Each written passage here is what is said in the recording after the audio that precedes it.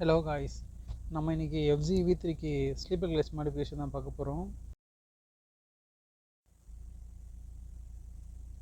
நம்ம எதுக்காக இந்த ஸ்லீப்பர் கிளச் இதில் மாடிஃபிகேஷன் பண்ணுறோங்கிறது நிறைய பேர் தெரிஞ்சிருக்கோம். பட் இருந்தாலும் நான் சொல்கிறேன். என்னென்னா, எஃப்சியை பொறுத்த வரைக்கும் பர்ஃபார்மன்ஸ் கொஞ்சம் கம்மியாக தான் இருக்கும். இனிஷியல் டார்க்கு ரொம்பவே லோவாக தான் இருக்கும்.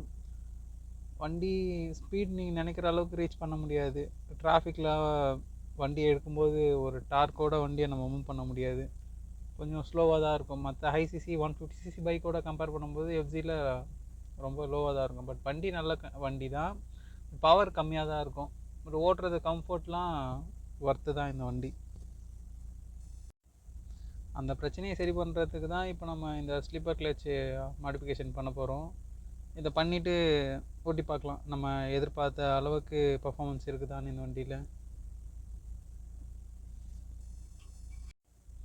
இன்ஜினை பிரிச்சிட்டோம்.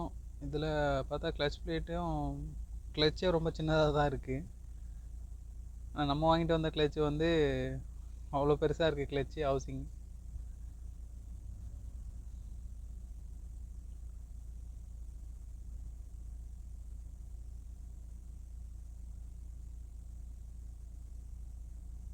ஃபஸ்ட்டு லாக் ரிலீஸ் பண்ணணும். அப்புறம் வந்து போல்டரை ரிமூவ் பண்ணிவிட்டு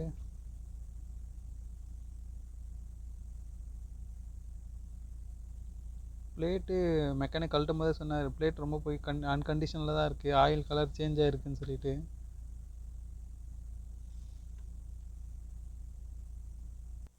இதை கழட்டிட்டாரு.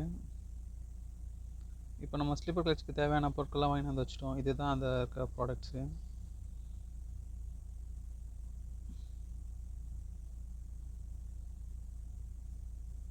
ஷேக் இருக்கான்னு செக் பண்ணுறாரு. இது எஃப்சி வெர்ஷன் 2ஓட கிளச் பெல் டைரக்ட் ஃபிட். நம்ம எந்த மாடிஃபிகேஷனும் பண்ண வேணாம். இது கொஞ்சம் கவனிச்சிங்கன்னா தெரியும், நம்ம இதுக்கு முன்னாடி கழட்டின பெல்லு எவ்வளோ சின்னதாக இருந்துச்சு, இது எவ்வளோ பெருசாக இருக்குதுன்னு சொல்லி. எஃப்சி வெர்ஷன் 3ஓட வாஷர் அதே நம்ம வண்டியில் கழட்டின வாஷரே போட்டுட்டோம். இது வந்து R&B வெர்ஷன் 3ஓட இன்னர். அந்த எஃப்சியில் பார்த்திங்கன்னா 4 பிளேட் வரும், 4 ப்ரெஷர் பிளேட்டு, 4 கிளச் பிளேட் வரும். இதில் பார்த்திங்கன்னா நமக்கு அப்படி வராது, அதை விட கம்மியாக தான் இருக்கும். என்னென்னு பார்த்திங்கன்னா 3 கிளச் பிளேட்டு, 2 ப்ரெஷர் பிளேட்டு தான் வரும்.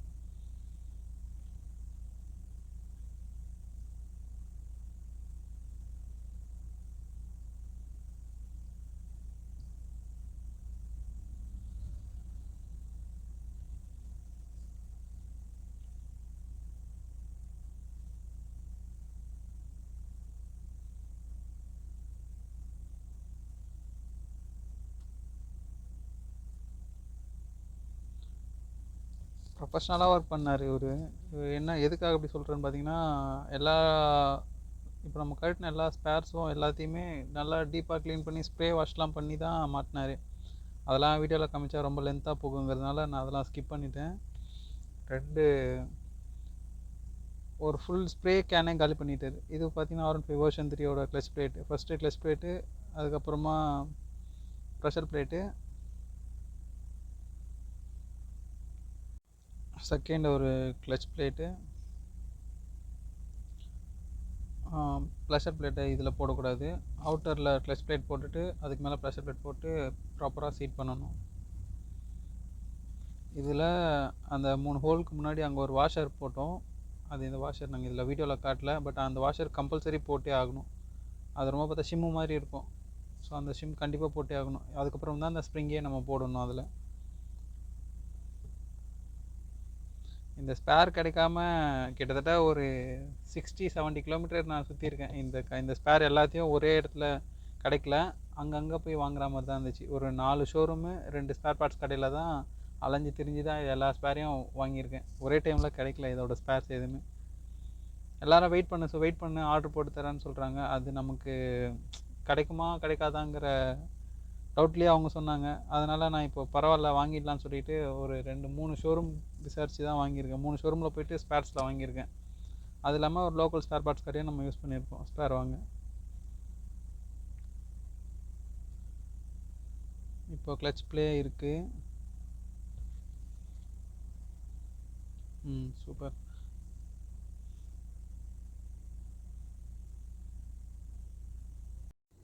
எப்போ கிளச் கேஸ் கழட்டினாலும் இந்த சென்டர் பேக்கிங் மாற்றணும். அப்போ தான் ஆயில் லீக் எதுவும் இருக்காது.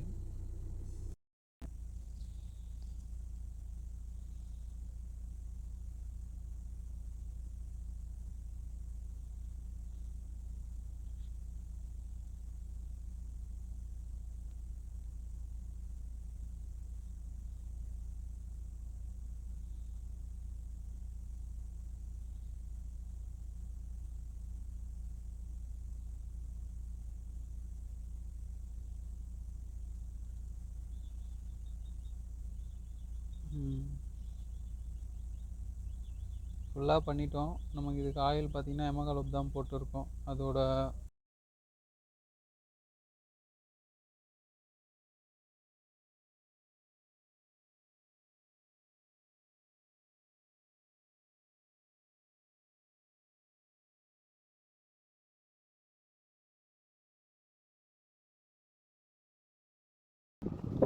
வண்டி ரெடி பண்ணியாச்சு. நைட்டே ரெடி பண்ணிட்டோம். லேட் நைட் ஆனதுனால வீடியோ ஸ்டார்ட் பண்ண நைட் எடுக்க முடியல. ஸோ இப்போ காலையில் போடுறேன் வீடியோ. வண்டியை ஸ்டார்ட் பண்ணி ஒரு 50 கிலோமீட்டர்ஸ் எடுத்துகிட்டு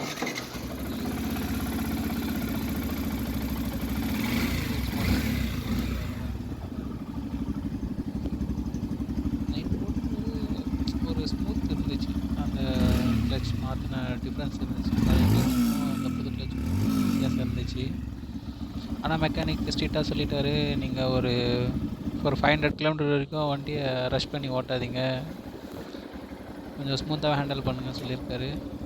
அதனால் ஸ்பீடு எவ்வளோ போகுது, டாப் ஸ்பீடு எவ்வளோன்னு சொல்லிட்டு நம்மளால் மெஷர் பண்ண முடியல. ஸோ ஒரு 500 கிலோமீட்டருக்கு அப்புறமா அந்த வீடியோ போடுறேன்.